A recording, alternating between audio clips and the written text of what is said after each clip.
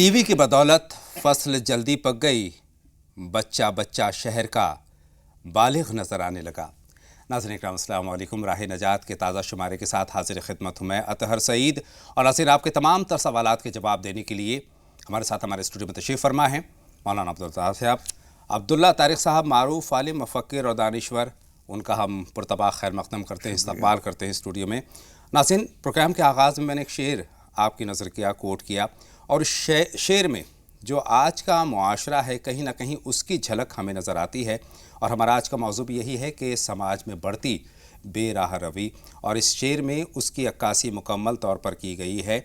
एक इशारा दिया गया है, हम आज शहर में निकलते हैं तो कई मरतबा पार्क में, पब्लिक प्लेसेस पर, बाज़ार में, रेस्तरां में नौजवान बच्चे बच्चियों को ऐसे हालत में देखते हैं, इस अंदाज़ में देखते हैं, इस कदर उनमें बेतकल्लुफ़ी होती है कि कई मरतबा हम अपनी नज़रें फेर लेने पर मजबूर हो जाते हैं।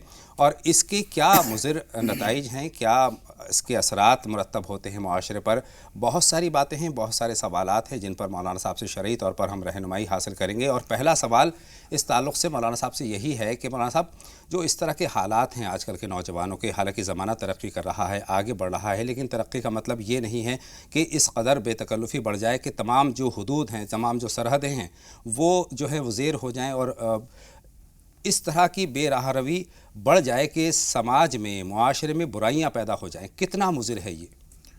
अस्सलामु अलैकुम रहमतुल्लाहि व बरकातुहू। बिस्मिल्लाहिर्रहमानिर्रहीम। अल्हम्दुलिल्लाहि रब्बिल आलमीन वस्सलातु वस्सलामु अला सय्यिदिना व मौलाना मुहम्मदिन व अला आलिहि व अस्हाबिहि अजमाइन, अम्मा बाद। मोहतरम हज़रात, हया को ज़ेवर कहा गया है। बेशक बेशक। और मशहूर तो यही है कि औरत का ज़ेवर है हया और शर्म, लेकिन हकीकत यह है कि हया और शर्म जो है हर एक के लिए ज़रूरी है, बिलाशुबा। मर्द के लिए भी, औरत के लिए भी, बूढ़ों को, जवानों को, बच्चों को। शर्म एक अच्छी आदत है जो हर एक को अपनानी चाहिए। समाज में इस वक्त जो बहुत सारी बेराह रवियाँ हो रही हैं, अगर हम उसकी जड़ में जाने की कोशिश करें, उसको समझने की कोशिश करें, तो हमें अंदाज़ा होगा कि बेहयाई जो हद से ज़्यादा बढ़ रही है, उसके नतीजे में जज्बात भड़कते हैं और फिर जज्बात बेकाबू होते हैं। जी, सही बात यह है, हमने एक मिसाल पहले भी कभी दी थी कि अगर हमारी हांडी में, हमारे कुकर में आवाज़ बहुत हो रही है, तो उसको रोकने का तरीका ये नहीं है कि उसकी सीटी के ऊपर जो है वज़न रख दिया जाए बहुत सारा। उसको रोकने का तरीका है कि आग घटा दी जाए। आग घटा दी जाए, बिल्कुल सही फरमाया। जब आग कम होगी तो उसके अंदर भाप भी कम बनेगी, भाप कम बनेगी तो शोर कम होगा, सीटी नहीं बोलेगी। बिल्कुल। हमारे यहाँ मामला ये है कि सीटी को दबाने की कोशिश की जा रही है और चूल्हे को कम करने की कोशिश नहीं की जा रही। उसका नुकसान ये है कि वो बर्तन फट जाता है। सही फरमा रहे और हैं। फटने का मतलब है कि बेहयाई और दरिंदगी और एक दूसरे को नुकसान पहुँचाने की कोशिश शुरू हो जाती है। इसलिए ज़रूरी है कि हम अपने समाज पर, अपने बच्चों और बच्चियों पर और ख़ुद अपने जज्बात पर निगरानी करने की कोशिश करें, कंट्रोल करने की कोशिश बिल्कुल। जहाँ ख़वातीन का ताल्लुक़ है तो उनको शर्म होनी चाहिए। शर्म, जैसे कि आपने बताया कि एक ख़ातून का ज़ेवर हुआ करता है, और लिहाज जो है मर्द होने की निशानी है, बेहतरीन मर्द होने की, जिसको पूरा मुकम्मल तौर पर आदाब आते हैं, आदाब से आशना होता है, और जिसका शरीयत ने भी तसव्वुर किया है। मौलाना साहब, आज़ादी के नाम पर इस्लाम कितनी इजाज़त देता है आज़ादी की, और क्या कुछ उस पर रुकावट लगाता है, कहाँ बंदिशें लगाता है और क्यों लगाता है? देखिए, हर आदमी की आज़ादी की जब हदें पूरी हो जाती हैं, उसके बाद से दूसरे की हदें शुरू होती हैं। हम एक मामले में अगर हद से ज़्यादा मैं अपने हाथ फैलाने की कोशिश करूं, तो बराबर में जो आदमी बैठा हुआ है, इसको भी हमें देखना चाहिए कि उसके सर में न लग जाए, उसको तकलीफ ना लग जाए, उसको तकलीफ ना हो जाए। इसी तरीके से हर आदमी अपने हदों में अगर रहेगा तो दूसरे के लिए बाइस परेशानी नहीं होगा। हम बसा औक़ात ये देखते हैं, कुछ बेहयाई के मनाज़िर जब नज़र आते हैं जी, मुख्तलिफ, जैसे आपने कहा पार्कों में, टीवी पर, सिनेमा हॉलों में, जब इस तरह के मनाज़िर नज़र आते हैं और उसके नतीजे में जज्बात भड़क जाते हैं जी, तो जिस आदमी के पास अपनी जज्बात को ठंडा करने का सामान कुदरत का दिया हुआ मौजूद है जी, वो तो उन जज्बात को वहाँ ठंडा कर लेगा। बेशक। लेकिन जिसके पास वो सामान नहीं है, उसका नतीजा हुआ कि वो बेजगह मुँह मारने की कोशिश करेगा और उसके नतीजे में समाज में बेचैनी बढ़ेगी और जराइम बढ़ते हैं। इस तरह जराइम उसी की वजह से बढ़ते हैं कि हम उसके लिए एक माहौल साजगार बनाते हैं। अगर हम नज़र नीचे रखने की कोशिश करें, جو سامنے آ رہا ہے وہ بھی اپنے آپ کو کنٹرول کرے، جو سامنے دیکھ رہا ہے، جو آپ نے بہت اچھی بات کہی کہ مکمل مرد وہ ہے جو اپنی نظر کی احتیاط خود ہی کرتا ہے، دوسرے کو الزام نہیں دیتا، وہ اپنی نظر نیچی کر لیتا ہے، اس کے نتیجے میں خرابیاں نہیں اور اس پیدا بات کو ہم ہوتی۔ نہیں کہتے، اسلام کہتا ہے کہ اپنی نگاہ نیچی کر کے چلیے اور خاتون کا لحاظ کیجیے، اس کا احترام کیجیے، اور اسی طریقے سے خاتون سے بھی یہی امید کی جاتی ہے کہ اپنی شرم و حیا کا خیال رکھیں، اور واضح طور پر اس کے تعلق سے بہت ساری چیزیں ہیں، بہت ساری احادیث ہیں، کلام پاک قرآن میں اس کا مجید کی ایک ذکر ہے۔ آیت ہے جو دونوں کے لیے قُل لِّلْمُؤْمِنِينَ يَغُضُّوا مِنْ أَبْصَارِهِمْ وَيَحْفَظُوا فُرُوجَهُمْ ذَلِكَ أَزْكَىٰ لَهُمْ، اسی طریقے سے قُل لِّلْمُؤْمِنَاتِ يَغْضُضْنَ مِنْ أَبْصَارِهِنَّ وَيَحْفَظْنَ فُرُوجَهُنَّ، یعنی اے نبی صلی اللہ علیہ وسلم مومن مردوں سے آپ کہہ دیجئے کہ وہ اپنی نگاہیں نیچی رکھا کریں اور حیا شرم کے تقاضوں کو ملحوظ رکھیں۔ اسی طریقے سے کہا جا رہا ہے کہ اے نبی صلی اللہ علیہ وسلم مومن خواتین سے بھی کہہ دیجئے کہ وہ اپنی نظروں کو نیچے رکھیں اور شرم و حیا کے تقاضوں کو ملحوظ رکھیں۔ دیکھیے قدم قدم پر ہماری رہنمائی ہے، اسلامی زندگی کو اگر ہم غور سے دیکھیں، اس پر عمل کریں تو مولانا صاحب قدم قدم پر ہماری رہنمائی ہے، اور کہیں نہ کہیں اس کی خلاف ورزی ہی اس طرح کے واقعات کو بڑھاوا دیتی ہے۔ آج کل ہم اخبارات دیکھتے ہیں، خبروں میں دیکھتے ہیں کہ بچیوں کے ساتھ تشدد ہوتا ہے، ان کے ساتھ اس طرح کے واقعات سامنے آتے ہیں جو کہ نہیں ہونے چاہیے، نازیبا ہیں، نہیں ہونے چاہیے۔ کتنا ذمہ دار ہے انفرادی طور پر ایک انسان، کتنا ذمہ دار ہے سماجی طور پر اس طرح کی بے راہ روی کس طرح کے نتائج کو بڑھاوا دیتی ہے؟ دیکھیے ہمیشہ سماج جو بنتا ہے افراد سے بنتا ہے، بے شک بے شک، اکائی سے جو ہے دہائی بنتی ہے، دہائیوں کے مجموعے سے سینکڑا بنتا ہے، سینکڑے کے مجموعے سے ہزار بنتا ہے۔ اسی طریقے سے ایک فرد اگر اپنی جگہ ٹھیک ہے تو وہ پھر بہت سارے افراد جو وہ جمع ہوں گے تو وہ سارا سماج بھی ٹھیک ہوگا۔ اس لیے ہم میں سے ہر ایک کو خود سنبھلنے کی ضرورت ہے، اپنے بچوں کو، اپنے بھائیوں بہنوں کو، اپنے سماج کے لوگوں کو، اپنے خاندان کے لوگوں کو سمجھانے کی، بتانے کی ضرورت ہے۔ جب یہی افراد سماج میں پھیلیں گے تو وہاں بھی وہ خوبیاں پھیلیں گی جو آپ نے ان کے اندر پیدا کی ہیں۔ مولانا صاحب دیکھیے آزادی کی ہم بات کر رہے ہیں تو آزادی کے ساتھ ساتھ کچھ حدود بھی ہیں اسلام کے، ان حدود کو ہم پار کرتے ہیں تبھی برائی شروع ہوتی ہے، بے راہ روی شروع ہوتی ہے۔ اس بے راہ روی کو ختم کرنے میں اگر ہم گھر سے شروعات کریں تو والدین کا کیا کردار ہونا چاہیے، کیا رول ہونا چاہیے؟ دیکھیے اصل میں بے فکری جو ہے نا سب سے بڑی خرابی ہے۔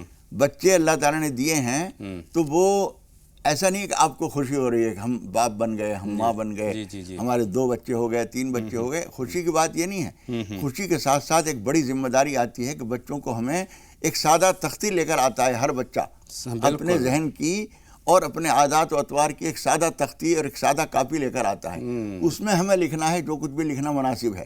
آپ اگر خود اچھا لکھنا جانتے ہیں تو خود اچھا لکھ دیں گے، یا کم از کم اساتذہ کی آپ مدد لیتے ہیں، اساتذہ اگر قابل ہیں تو وہ اس کے اندر صحیح چیزیں لکھیں گے، اور اس طرح سے پھر وہ ایک کاپی، ایک کتاب تیار ہوتی ہے۔ جب سماج اسے پڑھتا ہے تو آپ کی سلیقہ مندی، آپ کے بنائے ہوئے استاد کی سلیقہ مندی، آپ کے خاندان کی نیک نامی اور شرافت کا مظاہرہ ہوتا ہے اس بچے سے جو آپ کے گھر سے نکل کر باہر جا رہا ہے۔ چھوٹی چھوٹی باتوں پہ دیکھتے ہیں لوگ، کہتے ہیں یہ بچہ کس کا ہے، بے شک فلاں صاحب کا ہے، اچھا اسی لیے تو اس کی تہذیب اخلاق نکلتے ہی سلام کر رہا ہے، بڑے چھوٹے کو ملحوظ رکھ رہا ہے۔ کہیں بچوں سے وہ زور سے بول رہا تھا، اتنے میں بڑے بزرگ کوئی سامنے آ گئے تو وہ اس کی آواز نیچی ہو گئی اور اس نے سلام کیا۔ وہ پوچھیں گے یہ بچہ کس کا ہے، وہ اطہر صاحب کا ہے، اچھا اسی لیے یہ سلیقہ مند ہے۔ تو اس کا مطلب یہ ہوا کہ بچہ جو ہے ایک ڈھنڈورچی ہے آپ کی نیک نامی یا بدنامی کا۔ بالکل، اگر بہتر آپ ان کو تربیت دیتے ہیں تو آپ کے خاندان کا نام روشن ہوتا ہے، اور اسی طرح سے اگر ان کو آزادی دے دیتے ہیں، جس کو سو کالڈ ہم آزادی کرتے ہیں، تو اس آزادی کے بعد جو بدنامی ہوتی ہے اس کا ذمہ دار ہی خاندان ہوتا ہے، بالخصوص والدین ہوتے ہیں۔ مولانا صاحب آج کل کے دور میں ہم دیکھتے ہیں کہ تمام حدود ٹوٹتی جا رہی ہیں، مرد مرد سے شادی کر رہا ہے، عورت عورت سے شادی کر رہی ہے، تو یہ بھی بے راہ روی کو بڑھاوا دیتے ہیں۔ یہ بے راہ روی کی انتہائیں ہیں، انتہائیں ہیں جی۔ اسلام بے راہ روی تو اس سے بہت پہلے شروع ہو جاتی ہے۔ حضور اکرم صلی اللہ علیہ وسلم نے ارشاد فرمایا تھا، رب کاسیات عائرات مائلات ممیلات، بہت ساری خواتین وہ ہیں جو کپڑے پہنے ہوئے ہوتی ہیں اور وہ ننگی ہوتی ہیں، وہ خود بھی مائل ہوتی ہیں دوسروں کی طرف اور دوسروں کو اپنی طرف مائل کرنے کا ذریعہ بنتی ہیں۔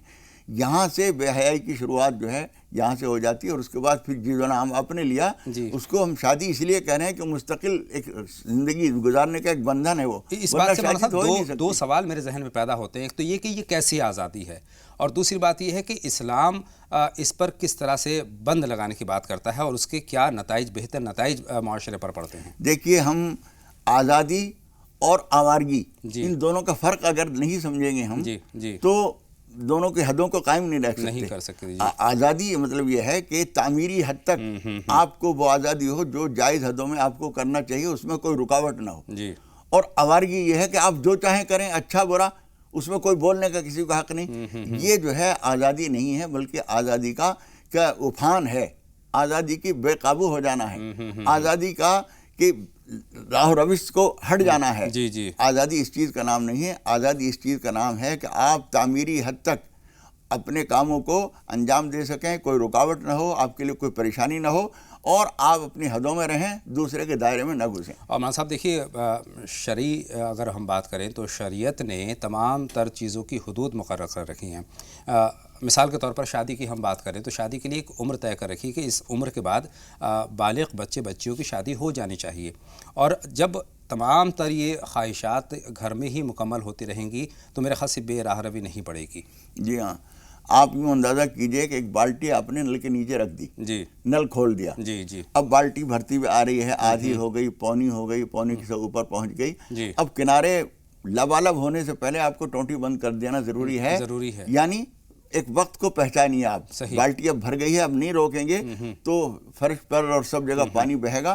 اسی طریقے سے ہر عمر کی ایک حد ہے، اور آپ کسی تعلیم کی وجہ سے، کسی کیریئر بنانے کی وجہ سے، یا کسی خاص منصوبے کی وجہ سے دیر کر رہے ہیں، وہ آپ جانیں، لیکن فطرت جو ہے وہ اپنے تقاضوں سے خود غافل نہیں رہتی۔ صحیح، فطرت کا ایک تقاضا ہے، شادی کی ایک عمر ہے، اس عمر میں شادی آپ نہیں کر رہے ہیں، آپ کی کیا مجبوری ہے وہ آپ جانیں، لیکن فطرت آپ کے منصوبوں کا انتظار نہیں کرے گی۔ اپنی بیوی سے ہم مل رہے ہیں تو یہ ہم ایک شرعی عمل کر رہے ہیں، اور وہی اگر ہم کسی دوسری عورت کے ساتھ کچھ کرتے ہیں تو کہیں نہ کہیں سماج میں برائی پیدا ہوتی ہے۔ دنیا اور آخرت میں کیا انجام ہوتا ہے مولانا صاحب؟ دیکھیے، دنیا میں بھی اور آخرت میں بھی اس کا انجام اچھا نہیں ہوتا۔ ایک آدمی جو دوسرے سے مل رہا ہے، ایک موقع پر حضور اکرم صلی اللہ علیہ وسلم سے ایک نوجوان نے، سادے آدمی تھے، اس نے آ کے حضور اکرم صلی اللہ علیہ وسلم سے پوچھا کہ اللہ کے رسول، میں کسی عورت سے ملنا چاہتا ہوں، اس پہ کوئی حرج تو نہیں ہے؟ حضور اکرم صلی اللہ علیہ وسلم نے فرمایا کہ جس عورت سے تم ملنا چاہتے ہو وہ کسی نہ کسی کی بہن ہے، بلا شبہ کسی نہ کسی کی بیٹی ہے، کسی نہ کسی کا رشتہ کچھ نہ کچھ ہے۔ کیا تم یہ پسند کرو گے کہ تمہاری بہن سے کوئی آدمی اس طرح کا معاملہ کرے؟ تو وہ نوجوان تھا، اس نے کہا کہ نہیں اللہ کے رسول، ہرگز نہیں برداشت کروں گا میں۔ تو آپ نے فرمایا کہ اسی طریقے سے وہ بھی کسی کی بہن، کسی کی بیٹی، کسی کے رشتے میں کچھ ہے، اسی طریقے سے ہر آدمی جب دوسری لڑکی کو دیکھ رہا ہے، دوسری عورت پر نظر ڈال رہا ہے، اس کو کوئی یہ بتائے، اتفاق سے وہ پہچانتا نہیں تھا اس کو، دور سے کوئی لڑکی نظر آئی، کسی نے بتایا کہ یہ تمہارے خالہ کی بیٹی ہے، تمہاری فلاں رشتے سے فلاں ہے، یہ تمہاری خالہ ہی ہے، بہت دن سے 10-20 سال سے ملاقات نہیں ہوئی تھی، بعد میں کسی نے بتایا کہ یہ تمہاری خالہ ہیں، تمہاری تقریباً برابر کی عمر کی ہیں، فوراً اس کو محسوس ہوگا کہ میں کس طرح نظر سے دیکھ رہا تھا اور یہ میرا رشتہ اس کا کیا ہے۔ آپ یوں سمجھ لیجئے کہ ایمان اسلام یہ توقع رکھتا ہے کہ ہر آدمی کو آپ اس نظر سے دیکھیں جس نظر سے اپنی سگی بہن کو دیکھیں۔ بے شک، اور ہمارے تمام جو نوجوان بچے ہیں ان کو بھی اس بات کو ذہن میں رکھنا چاہیے کہ اگر کوئی اس طرح کی بات ہمارا بھائی یا بہن کرے تو ہمیں کیسا محسوس ہوگا، تو کہیں نہ کہیں اس پہ بندش لگے گی، وہ خود اپنے آپ پر ہی بندش لگائے گا۔ مولانا صاحب، آج کل کے دور میں جب ہم جدت کے نام پر ہم اس بات کو کہتے ہیں کہ گلے ملتے ہیں، ہم لڑکے لڑکیاں آپس میں گلے ملتی ہیں، ہاتھ ملاتی ہیں، ساتھ میں بیٹھتے ہیں، ملاقاتیں کرتے ہیں، تو یہ اس کے کیا مضر نتائج ہو سکتے ہیں؟ دیکھیے، اسلام نے تو یہاں سے پابندی لگانی شروع کی ہے کہ نظر ہی نہ اٹھاؤ۔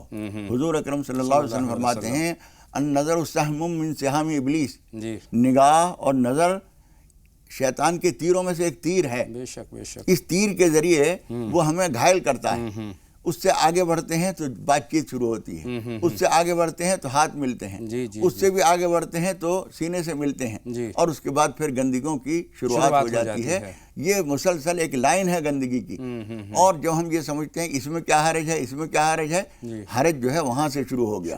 حضور اکرم صلی اللہ علیہ وسلم نے ارشاد فرمایا تھا ان لک النظرۃ الاولی ولیس لک الثانیہ، ایک نظر کی تو تمہیں اجازت ہے، اور ایک نظر کی تفسیر میں بھی محدثین یہ کہتے ہیں کہ ایک نظر سے مراد غیر اختیاری طور پر جو پڑ گئی اور فوراً ہٹا لی گئی وہ ایک نظر ہے، اور اگر نظر پڑنے کے بعد آپ نے اس کو لگائے رکھا وہاں پر تو وہ بھی دوسری نظر ہو گئی۔ گویا اگر برائی کو شروع میں ہی روک دیا جائے تو وہ قداور درخت بننے سے رک سکتی ہے۔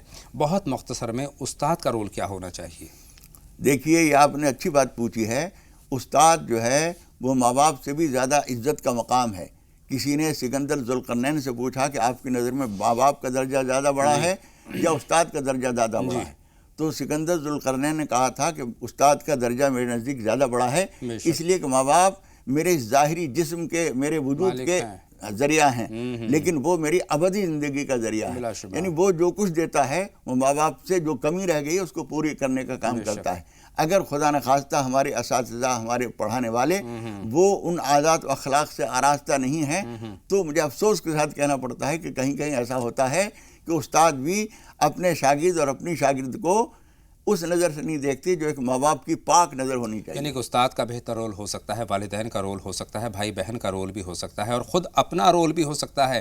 ہمیں اپنے آپ سے پوچھنا چاہیے کہ یہ جو عمل ہم کر رہے ہیں یہ بہتر ہے یا غلط ہے، کتنا مضر ہے، اس کے اثرات کہاں تک پہنچیں گے. شرعی طور پر جو رہنمائی ہمیں ملی ہے، جو تعلیمات ہیں اور جو ہدایات ہیں مولانا صاحب، اس پر اگر ہم مکمل طور پر عمل کریں تو میرے خیال سے بہتر معاشرے کی تشکیل ہو سکتی ہے. اسی پر اپنے ضمیر کی آواز سے آدمی غافل نہ ہو تو اندر ایک مشیر، بے شک ایک سمجھانے والا بیٹھا ہوا ہے. جی اندر مستقل بیٹھا ہوا ہے، ہر بات پر وہ بتاتا ہے تم جو یہ کر رہے ہو ٹھیک نہیں، وہ ٹھیک نہیں، یہ ٹھیک، یہ کر رہے ہو یہ ٹھیک ہے. ٹھیک کو چھوڑنا نہیں ہے اور غلط کو پکڑنا نہیں ہے. دو کالرز ہیں، ان سے آئیے بات کرتے ہیں. مسرور صاحب ہیں ہماری فون لائن پر اور شبنم صاحبہ ہیں. فرمائیں کیا سوال ہے آپ کا مسرور صاحب؟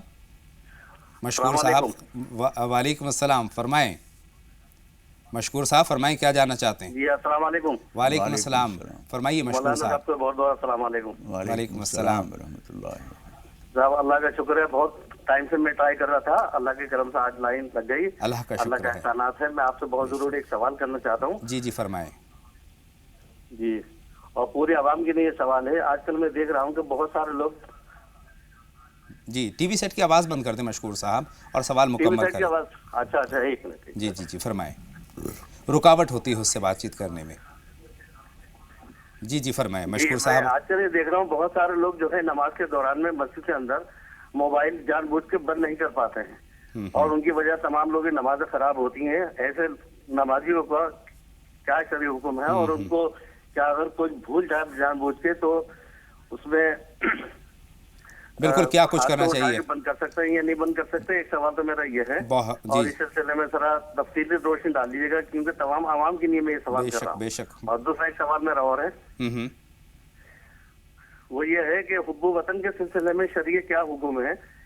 اس سلسلے میں کیا ہمیں کرنا چاہیے؟ کتنی اپنے وطن سے محبت کرنا چاہیے اور کس طرح سے ہمیں شریعت کیا احکامات اس سلسلے میں؟ بہت اچھا سوال ہے اور دونوں سوالات آپ کو مشکور صاحب بہت اچھے ہیں اور جواب کے لیے کچھ لمحوں کا انتظار آپ کو کرنا ہوگا. شبنم صاحبہ اس وقت فون لائن پر ہیں، ان کا سوال بھی ہم شامل کر لیتے ہیں. بہن شبنم خیر مقدم، آپ کا سوال پوچھیے. وعلیکم السلام. جی میرا سوال یہ ہے کہ جو عورتیں جو بیلٹ کی سلوار پہنتے کیا وہ صحیح ہے؟ کیا پہنتی ہیں؟ دوہرا دیجیے. بیلٹ کی سلوار ہوتی ہے تو کسی نے بتایا کہ صحیح نہیں ہے یہ.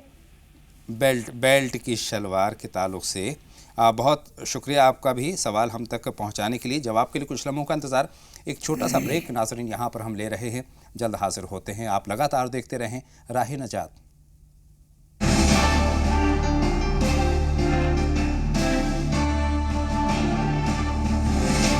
بریک کے بعد تمام ناظرین کا ایک مرتبہ پھر ہم خیر مقدم کرتے ہیں راہ نجات میں اور باتوں کا سلسلہ شروع کرتے ہیں. دو کالر اس وقت ہماری فون لائن پر ہیں، پہلے ان سے بات کرتے ہیں.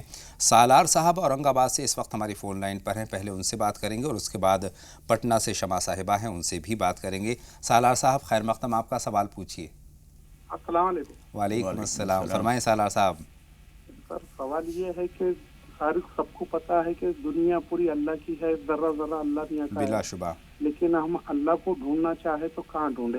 کعبہ شریف میں جائے یا آسمان میں دیکھے یا ہم ہمارے دل میں ڈھونڈے؟ بہت اچھا سوال ہے آپ کا سالار صاحب، ہمیشہ کی طرح وہ کہاں تلاش کریں. آپ کا سوال ہم نے نوٹ کر لیا ہے. بہن شمع آپ بتائیں آپ کا سوال کیا ہے؟ شمع صاحبہ ہماری فون لائن پر موجود ہیں تو سوال پوچھیے. شمع صاحبہ غالباً اس وقت ہماری فون لائن پر نہیں ہے. امید ہے ایک مرتبہ پھر ہمیں فون کریں گے اور اپنا سوال ہم تک پہنچائیں گے. لیکن مولانا صاحب میں آغاز کل کے دو سوالوں سے کرنا چاہتا ہوں. دو ہمارے جو ناظرین ہیں غوثیہ صاحبہ اور چودھری، ان کے دو سوالات ہمارے پاس موجود ہیں تو وہیں سے آغاز کرتے ہیں. اسم سے چودھری صاحب کا ہمارے پاس فون ہے. उनको पथरी है, पथरी के लिए कोई दुआ जानना चाहते हैं। देखिए उनके लिए भी और जितने लोगों को ये तकलीफ़ है, आजकल चूँकि ग़िज़ा में और पानी में ज़्यादा एहतियात नहीं हो रही है, उसके नतीजे में पथरी की शिकायत बहुत लोगों को हो रही है। उनको चाहिए कि सूरह अलम नशरह यानी कुरान मजीद के जी 94 नंबर की गालिबन सूरत है, अलम नशरह लका सदरक, पूरी सूरत जो है 7 मरतबा पढ़कर पानी की बोतल पे दम करें और 1 हफ्ते तक ये अमल करें। सुबह पढ़ी 7 मरतबा बोतल पे दम कर दिया, शाम को पढ़े 7 मरतबा बोतल पे दम कर दिया। इस तरह 1 हफ्ते तक रोज़ाना सुबह शाम पढ़ें 7-7 मरतबा और उसमें दम करते रहें और उसे पीते रहें और पानी बढ़ाते भी रहें। मुझे उम्मीद है कि इंशाअल्लाह ताला जहाँ की भी पथरी होगी वो सब दूर हो जाएगी इंशाअल्लाह ताला। गौसे साहिबा के 3 सवाल हैं मेरे पास। एक पहला सवाल तो ये, शौहर के काम में बरकत नहीं है, खैर बरकत के लिए कोई दुआ जानना चाहती है। देखिए एक तो फजर की नमाज के बाद या अल्लाह या रहमानो या रज़्ज़ाक़ो कम से कम शुरू में तो 313 मरतबा पढ़ लीजिए, फिर उसके बाद चाहे घटा दीजिएगा 100 पढ़ लिया कीजिएगा। ये पढ़िए, इस्तिग़फ़ार कसरत से कीजिए। और दूसरे ये कि आप भी और आपके शौहर भी ध्यान रखें, कहीं भी कोई आमदनी हो थोड़ी या ज़्यादा, उसमें से कुछ न कुछ राह खुदा के ज़रूर निकाल दिया करें, उससे बरकत होती है। बहुत शुक्रिया मौलाना साहब। उम्मीद है गौसा साहिबा को अपने पहले सवाल का जवाब मिल गया। 2 सवाल अभी बाकी हैं, लेकिन 2 कॉलर भी हमारी फ़ोन लाइन पर हैं, उनसे हम बात कर लेते हैं। साहिबा हैं इस वक्त नगीना से अपने सवाल के साथ। जी साहिबा बताएं क्या सवाल है आपका। टीवी सेट की आवाज़ बंद कर दीजिए, आपसे दरख्वास्त है, और उसके बाद अपना सवाल हम तक पहुँचाएँ। साहिबा से ग़ालिबन बात नहीं हो पाएगी। टीवी सेट मेरा ये है कि जी टीवी सेट की आवाज़ बंद कर दीजिए सबसे पहले। मेरे शौहर ने नई गाड़ी ली है। जी मैं हेलो हेलो हम तमाम नाज़रीन से दरख्वास्त करना चाहते हैं कि अगर आप टीवी सेट की आवाज़ बंद नहीं करेंगे बातचीत के दौरान तो हमारी आपसे बात मुमकिन नहीं हो पाएगी, इस बात को ख़्याल में रखें। एक और कॉलर इस वक्त हमारी फ़ोन लाइन पर हैं, अलाउद्दीन साहब, उनसे हम बात कर लेते हैं। अलाउद्दीन साहब खैर मक़दम आपका, राह निजात में सवाल पूछें। हाँ जी सर, मेरा शादी के 35 साल हो गया माशाअल्लाह, और हमें मुहर्रम में अपने वाइफ को अदा नहीं किए थे और 786 रुपया मुहर्रम बनाया था। किस हिसाब से अब अदा किया जाए, किस हिसाब से इस टाइम? नहीं, मेहर आपने अदा कर दी है, ये कहना चाहते हैं? हाँ अदा किया नहीं हमने, शादी के 35 साल हो गए, हमने अदा नहीं किया। 786 रुपया मुहर्रम बनाया था और अब के हिसाब से किस हिसाब से अदा करना चाहिए? बहुत शुक्रिया, अब आपको फ़िक्र आई है, लेकिन ये कि ये फ़िक्र तो पहले दिन से मौलाना साहब होनी चाहिए और ज़्यादा अच्छा यही होता है। और उस वक्त जो 786 जी जो चीज़ थी अब वो 786 बहुत बड़ा हो गया है, बहुत बड़ा हो गया है जी। अच्छा ये है कि आप 786 उस वक्त में और आम तौर पर अब भी जो समझदार काजी हजरात हैं जो निगाह पढ़ाते हैं वो सिक्के राजुल वक्त नहीं लिखते, वो कहते हैं इतना तोला चांदी। जी जी जी। और उस वक्त में ये अंग्रेजी दौर के करीब की बात हो गई, ज़्यादा करीब तो नहीं है लेकिन फिर 35 बरस हो गए हैं। हाँ तो 35 बरस हुए, तब भी उस वक्त में ज़्यादातर जब रुपया बोलते तो चांदी का रुपया बोलना मुराद होता था। तो गोया इतनी तोला चांदी हुई जी। तो ज़्यादा आला बात ये होगी कि ये 786 तोले चांदी की रकम जोड़ें जी, आज जो कुछ भी बन जाए वो अदा कर दें, वो अदा कर दें। और उसके बाद ये भी सोच लें कि अगर ज़्यादा जा रही है तो मैं खुशी से दे रहा हूँ, और इनकी अहलिया भी सोच लें कि अगर ज़्यादा या कम है तो मुझे भी कोई एतराज़ नहीं। लेकिन मौलाना साहब इस तरह की ताख़ीर कितनी मुनासिब है? ये मुनासिब नहीं है। जी जी। मेहर अदा करने के लिए ज़्यादा अच्छा ये है कि पहली मुलाकात पर ही मेहर अदा कर दिया जाए। हम बहुत हल्के से लेते हैं इसको। हाँ हल्के से लेते हैं, असल में कर्ज है जी, और कर्ज भी ऐसा जो कर्ज खास तलब नहीं करता, तो कर्ज देने वाला अदा भी नहीं करता जी, वो मोहब्बत दरमियान में आ जाती है, जबकि अदा इसलिए जल्दी अदा करना चाहिए। बहुत शुक्रिया। साहिबा का सवाल मुकम्मल तौर पर तो नहीं पहुंचा था, लेकिन उनका मफहूम हम तक पहुंच गया है। उन्होंने, उनके शौहर ने नई गाड़ी ली है, खैर बरकत के ताल्लुक से दुआ पूछना चाहते हैं। देखिए खैर बरकत के लिए अच्छा ये है कि किसी कार्य खैर में इस्तेमाल कराया जाए, कहीं बच्चों को कुरान शरीफ पढ़वाने के लिए या किसी ऐसे नेक काम में, या कोई पड़ोस में किसी की तबीयत ख़राब है उसको ले जाके अस्पताल पहुंचाने के काम में, किसी नेक काम में उसको इस्तेमाल किया जाए पहली मरतबा। और उससे पहली बार अगर वो किराए पे चलाने वाली गाड़ी है तो पहली बार उससे जो आमदनी हो उसको राय खुदा में दिया जाए। बहुत शुक्रिया मौलाना साहब। 2 कॉलर मुंतज़िर हैं इस वक्त। सायरा साहिबा हैं आगरा से, और उसके बाद लुधियाना से हमारे साथ रेहाना साहिबा जुड़ रही है। सायरा साहिबा, पहले अपना सवाल आप हम तक पहुँचाएँ। अस्सलाम वालेकुम व रहमतुल्लाहि व बरकातुहू। बहुत बहुत आप सब लोग मेरा सलाम। वालेकुम अस्सलाम रहमतुल्लाहि व जी, बरकातहू। बहुत मेरे शुक्रिया। 2 सवाल हैं। पहला सवाल तो ये है कि बच्चों की इस्लाम के हिसाब से, दीन इस्लाम के हिसाब से कितनी उम्र होनी चाहिए शादी की, लड़की की भी और लड़के की भी? बहुत शुक्रिया। शादी और की दूसरा सवाल ये है कि अल्लाह के रसूल ने फरमाया कि 1400 साल के बाद तो अल्लाह के रसूल को गए हुए 1400 साल हो गए, तो उसके हिसाब से देखा जाए तो जिना ऐसे हो रही है, आम बात हो गई है, झूठ बोलना आम बात हो गई है, सारे काम जो अल्लाह के रसूल ने फरमाया बोला, तो उसका मतलब कयामत नजदीक है। बहुत शुक्रिया। आम हो गई हैं, ठीक है, बहुत शुक्रिया। रेहाना साहिबा आप बताएं। रेहाना साहिबा खैर मक़दम आपका। रेहाना साहिबा जी फरमाइए। रेहाना साहिबा गालिबन हमारी फ़ोन लाइन, जी फरमाएं, अपना सवाल हम तक पहुंचाएं। हेलो जी रेहाना साहिबा, हेलो से आगे बोलिए, आपका सवाल हम सुनने के लिए यहाँ बैठे हैं।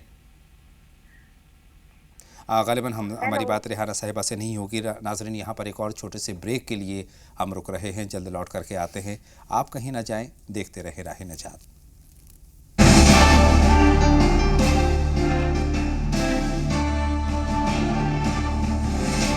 नाज़रीन का एक मरतबा फिर हम खैर मक़दम करते हैं और बातों का सिलसिला शुरू करते हैं। मौलाना साहब, साहिरा साहिबा का जो आगरा से हमारे पास सवाल है, वहीं से हम आगाज़ करते हैं। इस्लामी उम्र पूछना चाह रही हैं, एक स्टेज पूछना चाह रही है कि बच्चों की शादी कब होनी चाहिए।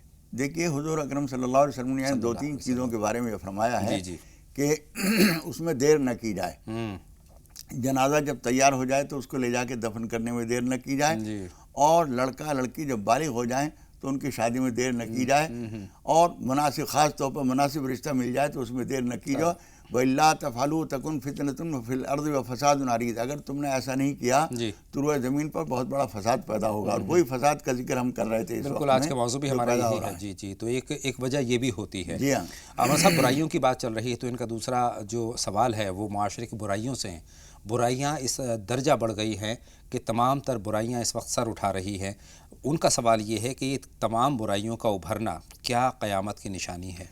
देखिए, सूरह कमर जो शुरू होती है उसमें सबसे पहला लफ्ज़ ये है इक़्तरबतिस्साअतु वंशक़्क़ल क़मर। जी, क़यामत करीब आ गई है और चाँद के 2 टुकड़े हो चुके हैं। और हुज़ूर अकरम सल्लल्लाहु अलैहि वसल्लम ने फरमाया है, आपने 2 उंगलियाँ यूँ करीब करके बताईं, वइस्तु अना वस्साअतु कहातैन, मैं और क़यामत इस तरह भेजे गए हैं, यानी मैं आया हूँ तो क़यामत बिल्कुल करीब आ चुकी है।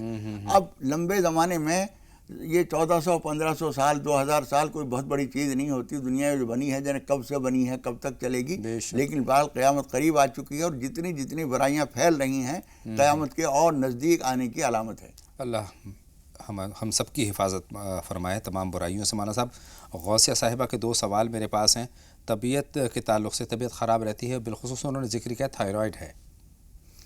देखिए, ये इस तरह की बीमारियां हैं, इसमें दवा दारू से ज़्यादा एहतियात की ज़रूरत होती है। बेशक, खाने पीने में, आराम में, इन सब चीज़ों में एहतियात की जाए और डॉक्टरों से मशवरा किया जाए, वो जो कुछ बताएं सख्ती से पाबंदी की जाए उन चीज़ों की। और उसी के साथ साथ ये है कि सूरह फातिहा, सूरह फलक, आयतुल कुर्सी, ये चीज़ें पढ़ पढ़ कर पानी पर दम करें, और छींटे भी अपने ऊपर लगाएं, पानी पिए भी, इंशाअल्लाह ताला फ़ायदा होगा। माशाअल्लाह से इनका बेटा जमात में गया है, तो उसके लिए दुआ की दरख्वास्त उन्होंने की है।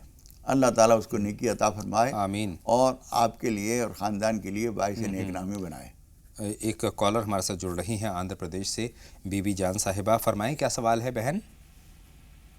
बीबी जान साहिबा। हेलो जी फरमाइए, खैर मक़दम, आपका राह नजात में सवाल पूछिए। हेलो, अस्सलाम वालेकुम। वालेकुम अस्सलाम बहन, वालेकुम। बताएं क्या जानना चाहती हैं? मिजाज अच्छी नहीं होती। जी, साउंड बड़ी किस्म आता है। सवाल मुकम्मल कीजिए। उनको गली के लंबे चीखा मारते हैं, मिजाज कैसा कैसा की होता है बोलते हैं, उनको पेट में बहुत तकलीफ होता है, सिर घूमता है। बहुत शुक्रिया, आपका सवाल का मफ़हूम हम तक पहुंच गया है। सैयद गुफ़रान साहब हैं, उनका सवाल भी हम शामिल कर लेते हैं। गुफ़रान साहब, खैर मक़दम, आपका राह नजात में पूछें, क्या जानना चाहते हैं? कल मौलाना साहब से हमने सवाल ख्वाब के बारे में किया था, वो हम उसका जवाब नहीं ले पाए, और टीवी और इस सब में बीच में रह गए, हम नहीं सुन पाए थे, क्योंकि पूरब से सूरज निकला हुआ اور ہم نے سورج کو دیکھا اور مغرب کے طرف جب ہم منہ کیا اپنا تو مسجد تھی اور اس میں ہم نماز پڑھنے کے ارادے سے نماز پڑھنے جا رہے ہیں اور پھر ہم نے دیکھا ہے کہ مغرب کی نماز پڑھنے کے لیے ہم جا رہے ہیں. نماز ہم نے مکمل بھی کیا ہے مسجد میں قبلے کی طرف یہ کر کے, اور اس کے بعد پھر ہم ولی کی درگاہ کی طرف رخ کر رہے ہیں. تو اس کا جواب ہم کل مکمل طور پہ نہیں لے پائے, اور جمعے کی نماز کا بھی ارادہ خواب میں اکثر ہم دیکھتے ہیں کہ یہ خواب مکمل طور پر ہمارے پاس ہے, مکمل اب دہرانے کی بھی ضرورت نہیں ہے, جواب بھی یہاں سے پہنچا ہے لیکن آپ نے سنا نہیں ہے. غور سے ایک مرتبہ پھر مولانا صاحب وہ جو پورب سے نکلنے کی بات تھی اس کو تھوڑا سا انہوں نے واضح کر دیا کہ سورج نکلتا ہوا دیکھا ہے انہوں نے. دیکھیے اس وقت ہم کل بھی یہ بات بیان کر چکے تھے, اس طرح کے مناظر جو دکھائے جاتے ہیں یہ قیامت کے قریب کی علامتیں ہیں. اصل آدمی کو خدا پاک کبھی کبھی ایسے خواب دکھاتا ہے اور خوابوں میں ایسے اشارے دیتا ہے کہ اس کو اس کی دنیا کے آخر وقت یا اپنی زندگی کا آخر وقت دکھایا جاتا ہے. اس میں یہ پیغام ہے کہ ایک وقت آنے والا ہے جب سورج اپنی جگہ سے نکلنے کے بجائے ڈوبنے کی جگہ سے طلوع ہوگا. وہ وقت قریب آ چکا ہے, یعنی قیامت کے بارے میں آپ کو بتایا جا رہا ہے. نمازوں کا اہتمام کرنے, گناہوں سے بچنے کی تاکید کی جا رہی ہے. اور جمعے کے سلسلے میں جو آپ نے کہا, جو کل یہ بات نہیں آئی تھی آپ کی زبان سے, جمعے کے سلسلے میں آپ کو اور سب لوگوں کا دھیان رکھنا چاہیے. عام طور پر لوگ جمعے کے دن یہ سوچتے ہیں اذان ابھی نہیں ہوئی, ابھی تو اقامت بھی نہیں ہوئی, وہ یعنی دوسری اذان نہیں ہوئی, ابھی خطبہ نہیں شروع ہوا. قریب میں رہنے والے لوگ یہ سوچتے ہیں ابھی تو خطبہ ہو رہا ہے, خطبہ سمجھ میں تو آتا نہیں, لہٰذا جب نماز کھڑی ہوگی ہم جائیں گے. بالکل یہ بتانا مقصود ہے کہ جمعے کی نماز جو ہے وہ عام نمازوں کی طرح سے ایسا نہیں ہے کہ بالکل فوراً پہنچ جائیے, بلکہ پہلے سے پہنچیے. اور حدیث شریف میں اس بات کی فضیلت بیان کی گئی ہے کہ جو سب سے پہلے پہنچتا ہے اس کو اتنا بڑا اجر ہوتا ہے, دوسرے پہ پہنچتا ہے تو اس سے اتنا کم ہوتا ہے. تو اس لیے جمعے کی نماز کے لیے بہت اہتمام سے کافی دیر پہلے پہنچنا چاہیے. لیکن انہوں نے ذکر کیا کہ پورب سے ہی سورج نکلتا ہے, لیکن پورب سے ہی سورج نکلتا ہوا انہوں نے خواب میں بھی دیکھا ہے. تو یہ کس طرف اشارہ ہے؟ پورب سے نکلنا نہیں دیکھا, اس لیے کہ یہ نماز جو پڑھی انہوں نے وہ تو پڑھی ہے پچھم کی طرف ہی. لیکن سورج نکلتا ہوا انہوں نے ابھی بھی فرمایا اور کل بھی اپنے خواب میں بتایا تھا کہ پورب سے انہوں نے نکلتا ہوا سورج دیکھا ہے. سورج نکلنے کا مطلب یہی ہے کہ کسی چیز کا جو وقت ہو جاتا ہے اس میں تاخیر نہ کی جائے. بہت شکریہ مولانا صاحب, مکمل طور پر بھائی غفران کو اپنے خواب کی تعبیر مل گئی ہے. اب ہم آتے ہیں سالار صاحب کے سوال کی طرف, اور بہت اچھا سوال ہے مولانا صاحب. اللہ کو کہاں تلاش کریں دنیا میں؟ دیکھیے قرآن مجید میں اللہ تعالیٰ نے فرمایا ہے وَنَحْنُ أَقْرَبُ إِلَيْهِ مِنْ حَبْلِ الْوَرِيدِ, ہم تمہاری رگ جاں سے بھی زیادہ قریب ہیں. بے شک رگ جاں کہاں ہے؟ ہمارے جسم کے اندر. اس سے بھی زیادہ قریب کا مطلب کیا ہوا کہ ہمارے رگ ریشے ریشے میں وہ سمایا ہوا ہے. جس طرح سے باد سحر گاہی کا نم, پھول کی پتی میں جیسے ہو باد سحر گاہی کا نم, جس طرح سے پتوں کے اندر تری اور پھول کی پتی کے اندر تازگی سمائی ہوئی ہے, اس طریقے سے وہ ہمارے وجود کے اندر سمایا ہوا ہے. یعنی ہم سے کہیں دور نہیں ہے, جہاں تم ڈھونڈو گے وہاں ہر جگہ وہ موجود ہوگا. اس لیے اللہ تعالیٰ فرماتا ہے کہ ہم تو تمہاری جان کی رگ سے زیادہ قریب ہیں, شہرک سے زیادہ قریب ہیں. تو ڈھونڈنے کی ضرورت نہیں ہے, اپنے اندر طلب پیدا کیجئے, وہ موجود ہے. اور اپنی عبادات میں طلب پیدا کیجئے. اللہ بہت قریب ہے, اللہ سب سے زیادہ ہمارے قریب ہے. شبنم صاحبہ کے سوال کی طرف آتے ہیں. انہوں نے شلوار کا ذکر کیا, ایک خاص قسم کی شلوار, بیلٹ والی شلوار, کیا اس کی اجازت ہے, پہن سکتی ہیں؟ بیٹے دیکھیے اصل چیز جو ہے وہ جسم کو ڈھکنے کا مقصد ہے. اب وہ کمر بند ہے یا بیلٹ ہے یا کیا ہے, اس طریقے کسی بھی طریقے سے ہو, جسم کے جتنے حصے ڈھکنے ضروری ہیں وہ ڈھک جانے چاہیے. وہ بیلٹ ہو, کمر بند ہو, کوئی اور ہو, کچھ سے کوئی فرق نہیں. بہت شکریہ. اگر وہ صحیح ہے تو پہنی جا سکتی ہے. بیوی جان کا آندھرا پردیش سے ابھی سوال آیا ہے. مفہوم یہی ہے کہ طبیعت خراب ہے, پیٹ میں درد رہتا ہے, اس کے لیے کوئی دعا جانی چاہیے ہے انہوں نے, بہن نے. ابھی ہم نے بتایا تھا سورہ فاتحہ کے بارے میں, حدیث شریف میں آتا ہے کہ وہ سورہ شفا ہے, یعنی اس کے ذریعے شفا حاصل ہوتی ہے.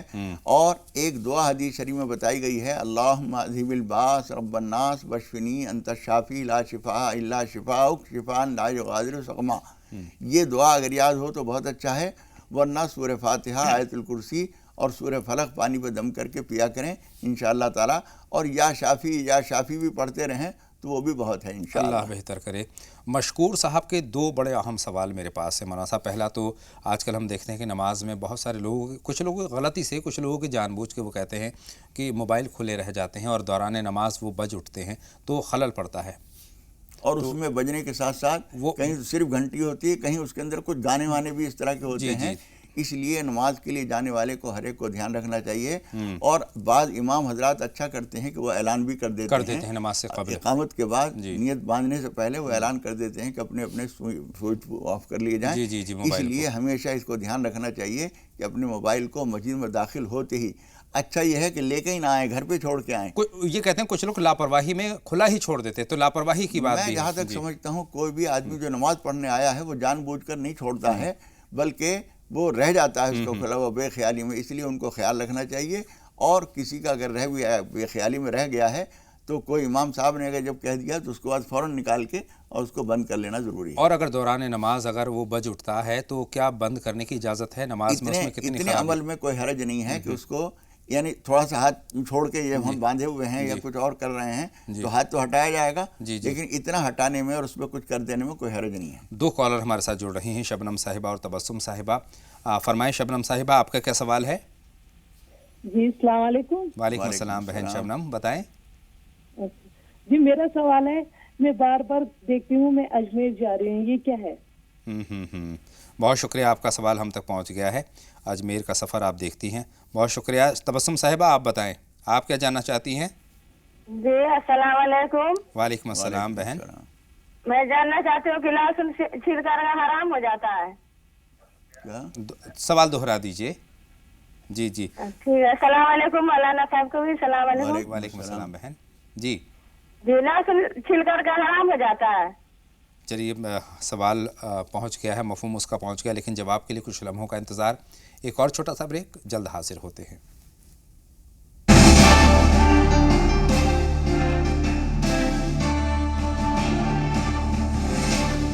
بریک کے بعد تمام ناظرین کا ایک مرتبہ پھر دل کی گہرائیوں سے ہم خیر مقدم کرتے ہیں اور باتوں کا سلسلہ ایک مرتبہ پھر جوڑتے ہیں اور اس سوال کے ساتھ جوڑتے ہیں. مولانا صاحب، شبنم صاحبہ نے خواب دیکھا ہے اور خواب میں اپنے آپ کو اجمیر کے سفر پر روانہ ہوتا ہوا دیکھا ہے. دیکھیے کسی بزرگ کے ہاں حاضری دینا اچھی بات ہے، آپ کو بار بار خواب میں اشارہ ہوتا ہے، اچھا ہے آپ حاضری دے دیں. تبسم صاحبہ کا سوال ہے کہ لہسن چھیل کر کھانا کیا حرام ہے، ناجائز ہے؟ نہیں، ناجائز نہیں ہے، بلکہ حضور اکرم صلی اللہ علیہ وسلم فرماتے ہیں من اکل من ہذین الشجرتین الخبیثتین فلا یقربن مساجدنا. جو آدمی لہسن، پیاز وغیرہ یا گندنا وغیرہ کئی چیزیں ایسی ہیں، مولی بھی ہے اس میں، جو یہ کھائے وہ ہماری مسجدوں کے قریب نہ آئے جب تک کہ منہ سے بدبو دور نہ ہو جائے. اور ایک حدیث میں یہ بھی کہا گیا ہے کہ جو کھانا ہی ضروری ہو اس کے لیے فلیمتہما طبخن، تو ان کو پکا کے ان کی بدبو مار لی جائے. اس لیے نماز سے پہلے اس کو کھانے کے بعد اگر ضرورت ہے تو کچھ دیر منہ صاف کر کے، ہاتھ پاس صاف کر کے، بدبو نہ رہے، اس کے بعد نماز پڑھنا، سجدہ کرنا ٹھیک ہے. یعنی پابندی نہیں ہے، لیکن خیال اس بات کا رکھنا نہیں ہے، لیکن اس کے بدبو سے بچنا ضروری ہے. نماز کے دوران یا نماز سے کچھ دیر پہلے نہ کھایا جائے جب تک بدبو دور نہ ہو جائے، اس وقت تک نماز نہ پڑھیں. بہت شکریہ. اب ہم آتے ہیں مشکور صاحب کے. بہت اچھا سوال ہے، انہوں نے پوچھا ہے کہ حب الوطنی کے تعلق سے اسلام کا موقف کیا ہے؟ دیکھیے حضور اکرم صلی اللہ علیہ وسلم جب مکہ مکرمہ سے تشریف لے جا رہے تھے اور اس کے بعد بھی ایک مرتبہ جب تشریف لائے تھے تو آپ نے یہ فرمایا تھا کہ مکہ اور اس کے پہاڑوں اور اس کے وادیوں کے بارے میں فرمایا تھا کہ ہمیں تم سے محبت ہے، اور جبل احد کے بارے میں فرمایا تھا ہمیں تم سے محبت ہے، اور یہ بھی فرمایا تھا کہ اگر ہماری قوم نے ہمیں نکلنے میں مجبور نہ کر دیا ہوتا تو ہم تجھے چھوڑ کے کبھی نہ جاتے. مکہ وطن تھا، پیدائش وہاں ہوئی تھی. لیکن ایک بات بیچ میں یہ بھی بتا دوں میں کہ حب الوطنی من الایمان کو جو حدیث کہا جاتا ہے یہ حدیث نہیں ہے، ایک مقولہ ہے. اس لیے لیکن وطن کی محبت جو ہے وہ ایک اچھی چیز ہے، انسان کی فطرت میں ہے. اور حضور اکرم صلی اللہ علیہ وسلم کے بیانات سے بھی معلوم ہوتا ہے کہ مکہ مکرمہ سے بحیثیت وطن ایک تو عقیدت کا مرکز بھی ہے وہ، اس کے علاوہ وطن ہونے کی محبت بھی حضور اکرم صلی اللہ علیہ وسلم کو مکہ مکرمہ سے تھی. اپنے وطن سے محبت کرنی چاہیے، حب الوطنی کا جذبہ ہمارے سینوں میں رہنا چاہیے، اور تمام اس بات کی نظیریں ہیں کہ حب الوطنی ہمارے بزرگوں نے کس کر کی ہے.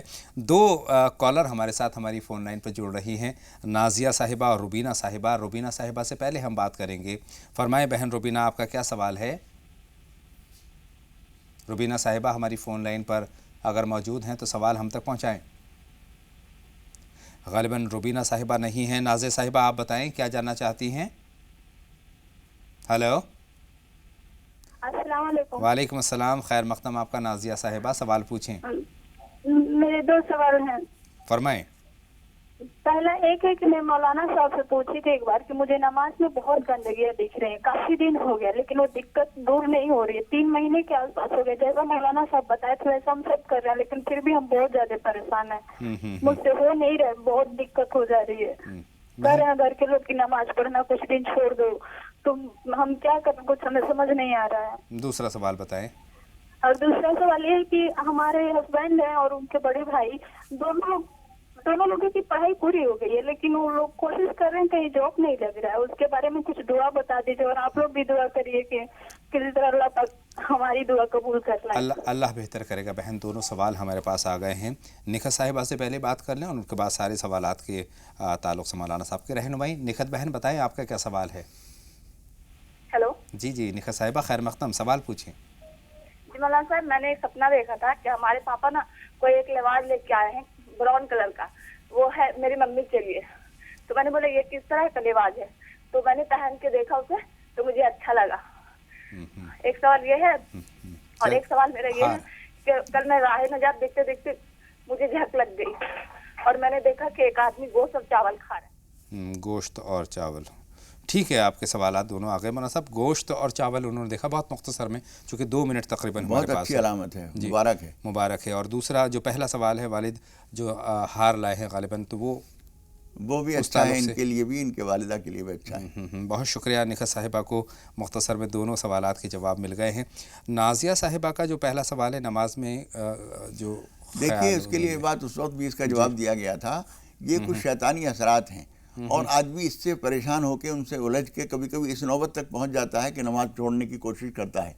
ये शैतानी वसवसा है। आप ला हौला वला कुव्वता इल्ला बिल्लाहिल अलीय्यिल अज़ीम नमाज से पहले 5-7 मरतबा और आउज़ु बिल्लाहि मिनश शैतानिर रजीम पढ़ा करें और वज़ू अच्छी तरह किया करें। इंशाअल्लाह ताला ये शिकायत ख़त्म हो जाएगी। और फिर भी जहन में आए तो उसको आने दीजिए, नमाज में गफलत न बरतिए। दूसरा सवाल इनका है कि शौहर और शौहर के भाई का जॉब की परेशानी है। देखिए, एक तो आप ये कीजिए और उनसे भी कहिए कि सूरह वाक़या शाम को मगरिब से लेके सोने के वक्त तक के बीच में कभी भी सूरह वाक़या ज़रूर पढ़ लिया करें।